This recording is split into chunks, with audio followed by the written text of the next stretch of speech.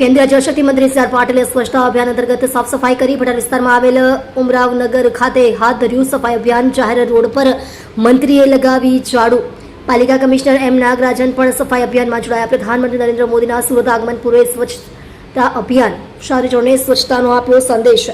મંત્રી C R પાટીલનું નિવેદન। વર્ષ 2014માં પદભાર સંભાળ્યા પછી સૌથી પહેલા સ્વચ્છતાને પ્રાથમિકતા આપી, જેના કારણે આજે સારા પરિણામ મળ્યા। આજે 12,000 કરોડ જેટલા ટોયલેટ સ્વચ્છતા માટે બન્યા છે, જેના કારણે ગ્રામીણ વિસ્તારના લોકોને ખૂબ મોટો ફાયદો થયો। આજે સુરત સ્વચ્છતામાં પ્રથમ ક્રમાંકે છે। પાલિકાના અધિકારીઓ, પદાધિકારીઓ અને સફાઈ કર્મીઓને કારણે આજે સુરત પ્રથમ ક્રમે છે। આ નંબર જાળવી રાખવો। પીએમ મોદી જે શહેરની મુલાકાત લે છે તેના એક અઠવાડિયા પહેલા સ્વચ્છતા અભિયાન હાથ ધરવું તેવો આગ્રહ હોય છે। આવતીકાલે પીએમ મોદી સુરત પધારી રહ્યા છે, જે પહેલા આ સફાઈ અભિયાન હાથ ધરાયું છે। આજે ઉમરાવનગર ખાતે સફાઈ અભિયાન હાથ ધર્યું છે। મેલેરિયા ન થાય અને પાણીનો ભરાવો ન થાય તે માટે પાલિકાએ 900 જેટલા કેમ્પ કર્યા છે। સ્વચ્છતા માત્ર આપણા સુધી મર્યાદિત ન રાખતા મહોલ્લા, સોસાયટી, શહેર, રાજ્ય, શહેર, દેશભરમાં સ્વચ્છતાનો આગ્રહ રાખવો જોઈએ। પીએમ મોદીના અભિયાનને કારણે બાળકો પણ ચોકલેટના રેપર જાહેરમાં નથી નાખતા। સ્વચ્છતાની જાગૃતિનું આપણે સૌએ અનુકરણ કરવું જોઈએ। તમે જોઈ રહ્યા છો DNY ન્યૂઝ ચેનલ રમન કૌરની સાથે। માનનીય પ્રધાનમંત્રી શ્રી નરેન્દ્ર મોદી સાહેબે 2014માં પદભાર સંભાળ્યા પછી સૌથી પહેલાં પ્રાયોરિટી એમણે સ્વચ્છતા માટે આપી હતી અને એના પરિણામ પણ આવ્યા। આજે લગભગ 12,000 કરોડ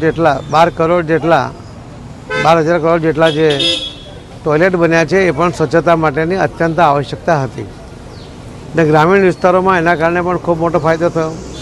શહેરી વિસ્તારમાં મહાનગરપાલિકા કે નગરપાલિકા દ્વારા પણ સફાઈ ઝુંબેશ કે એમની પાસે કર્મચારીની વ્યવસ્થા પણ હતી।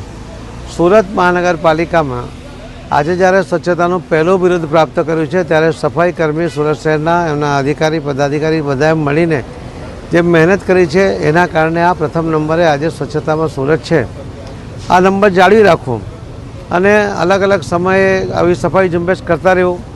માનનીય પ્રધાનમંત્રી મોદી સાહેબ જ્યારે કોઈ શહેરમાં વિઝિટ કરે છે એના એક અઠવાડિયા પહેલાં ત્યાં સફાઈ ઝુંબેશ થવી જોઈએ એવો એમનો આગ્રહ હોય છે। એના કારણે સ્વચ્છતાનું પ્રમાણ એક વધે છે। આવતીકાલે માનનીય પ્રધાનમંત્રી મોદી સાહેબ જ્યારે સુરત પધારી રહ્યા છે ત્યારે આ એક અઠવાડિયાથી મહાનગરપાલિકા એના અધિકારી કર્મચારીઓ સાથે મળીને ભારતીય જનતા પાર્ટીના સૌ આગેવાનો અને કાર્યકર્તાઓ મળીને સફાઈ ઝુંબેશ આદરી છે। આજે પણ ઉમરાવનગરની અંદર આ સફાઈ માટે આ વિસ્તારના કોર્પોરેટરશ્રીઓ અને સૌ કાર્યકર્તાઓ, કર્મચારીઓ સાથે છે। મ્યુનિસિપલ કમિશનરશ્રી પોતે પણ અહીંયા આમાં રસ લઈ રહ્યા છે। સાથે સાથે મેલેરિયા ન થાય એના માટે, પાણીનો ભરાવો ન થાય એની જાગૃતિ લાવવા માટે પણ એમણે લગભગ આખા શહેરમાં 900 જેટલા કેમ્પ કર્યા છે। એ ખૂબ અભિનંદનને પાત્ર છે। ફરીથી હું સૌ નાગરિક ભાઈ બહેનોને વિનંતી કરું છું કે સ્વચ્છતા આપણા ઘર પૂરતી મર્યાદિત ન રાખતા આપણા મોહલ્લામાં, આપણા શહેરમાં, આપણા રાજ્યમાં, આપણા દેશમાં સ્વચ્છતાનો આગ્રહ કરવો જોઈએ।